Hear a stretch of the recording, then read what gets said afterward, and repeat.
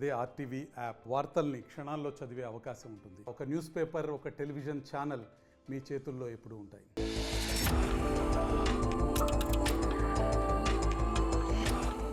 ఎంకి పెళ్లి సుబ్బి చావుకొచ్చిందన్న సామెత అందరికీ తెలుసు. ఒకరి సుఖం మరొకరికి కష్టం అని ఈ సామెత అర్థం. కొన్ని సందర్భాలలో వాళ్ళ సంతోషం కోసం చేసే పని వాళ్ళకి తెలియకుండానే మరొకరికి కష్టంగా మారుతూ ఉంటుంది. వాళ్ళని పలు విధాలుగా ఇబ్బందులు పెడుతూ ఉంటుంది. నాగర్ కర్నూలు జిల్లాలో కూడా సరిగ్గా ఇదే జరిగింది. స్నేహితుడి ప్రేమ పెళ్లి చివరికి అతన్నే బలి తీసుకుంది.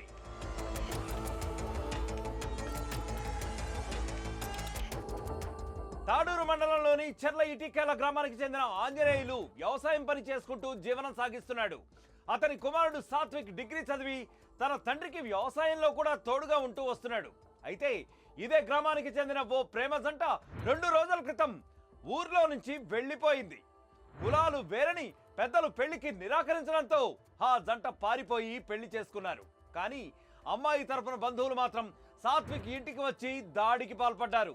ఏం జరిగిందని సాత్విక్ తండ్రి ప్రశ్నిస్తే వాళ్ళు చెప్పింది విని అవాక్కయ్యారు. వాళ్ళు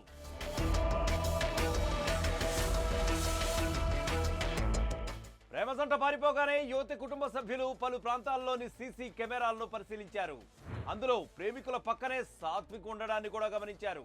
దీంతో సాత్వికే ఆ జంటకు సాయం చేసి ఉంటాడన్న కోపంతో అతని ఇంటికి వచ్చారు.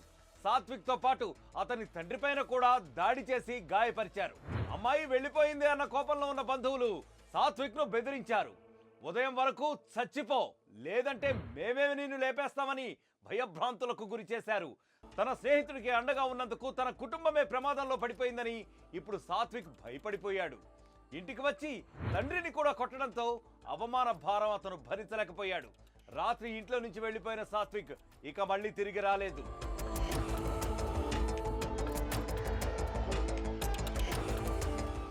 ఇక సాత్విక్ కోసం గాలించిన కుటుంబ సభ్యులు అతను వ్యవసాయ పొలంలో ఉరి వేసుకోవడం చూసి గుండెలు బాదుకుంటూ లబోదిబ్బమన్నారు.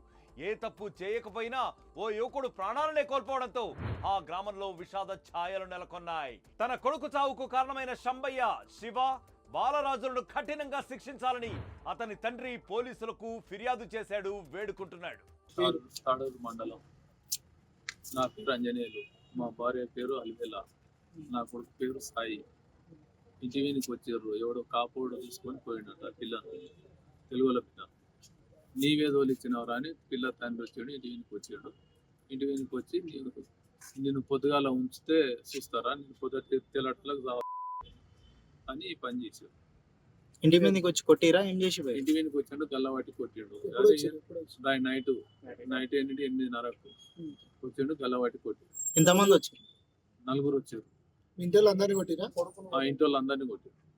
ఇంటి వాళ్ళందరినీ కొట్టి నా కొడుకుని కొట్టి ముఖం మీద ఉంచి తెలాటాలకు దారా నేను ముందునే ఉంచనే ఉంటుంది. దూరానికి తెలాటాలకు సాగుర తెలాటాలకు చెంబయ్య, శివ, బాలరాజు, నా కొడుకు కారణమైన వాళ్ళని శిక్షించాలి. మరోవైపు యువతి బంధువులు చంపుతారన్న భయంతోనే సాత్విక్ ఆత్మహత్య చేసుకున్నాడా, లేక ఎవరైనా కావాలనే అతనికి ఉరివేశారా అన్న కోణంలో కూడా పోలీసులు ఇప్పుడు దర్యాప్తు చేస్తున్నారు, ఇన్వెస్టిగేషన్ మొదలు పెట్టారు. ఈ మేరకు 5గురిపై కేసు నమోదు చేసి ఇప్పుడు విచారణ చేపట్టారు. అయితే ఈ కేసు గురించి మరిన్ని అప్డేట్స్ కోసం ఆర్టీవీ క్రైమ్ సీన్ ని చూస్తూ ఉండండి. Until then, goodbye. మరిన్ని వీడియోస్ కోసం ఛానల్ ని సబ్స్క్రైబ్ చేయండి. లేటెస్ట్ అప్డేట్స్ కోసం వాట్సాప్ ఛానల్ ని ఫాలో అవ్వండి. ఆ లింక్ డిస్క్రిప్షన్ లో ఉంది.